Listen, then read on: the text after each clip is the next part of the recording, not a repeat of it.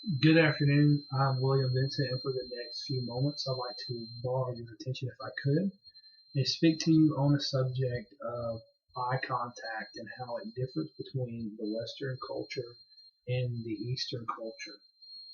Culture is something that is a very powerful force that guides our life and directs the things that we do.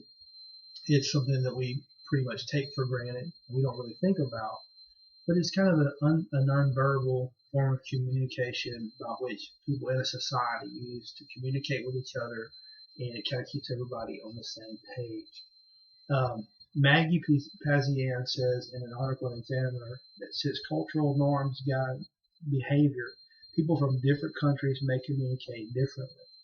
What this means is we can't assume that the kind of nonverbal communication that we have in our culture will naturally translate into another culture. The things that we take for granted that are part of our normal way of communicating may not communicate the same way to another person of another culture that we're trying to communicate to. And a great example of this is the use of eye contact. In Western culture, it is very appropriate and expected for a person when they're communicating to another person to make eye contact. Uh, it's seen as a sign of respect. It's seen as giving your attention to that person. And it's kind of seeing that person as an equal.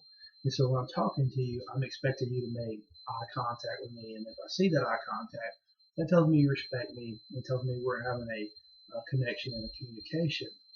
It's very important, especially maybe even if you're on a job interview when you're having that interview. If you make strong eye contact with that person that's interviewing you, that's seen as a sign that you have confidence in yourself and that you feel like you're qualified for that job.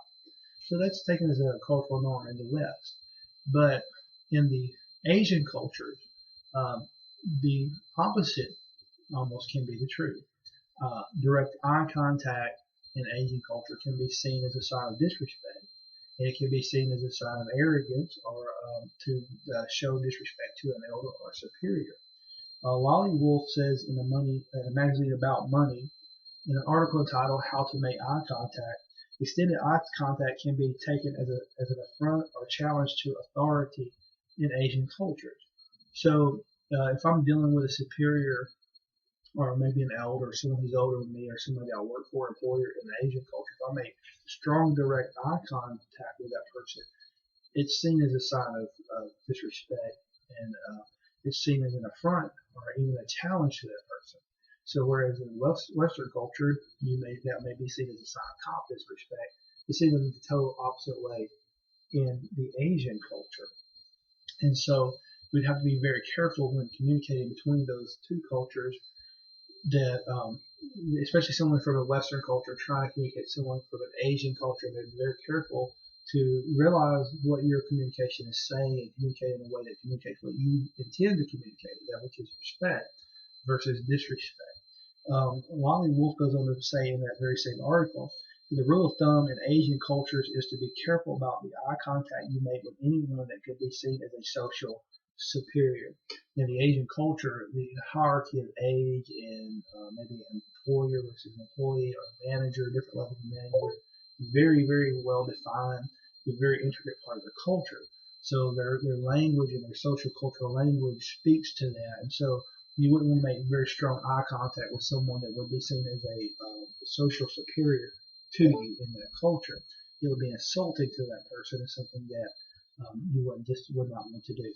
So, in conclusion, as we wrap up this speech this afternoon, we'd just like to say once again that cultural traditions and nonverbal communications are something that don't necessarily translate perfectly from culture to culture.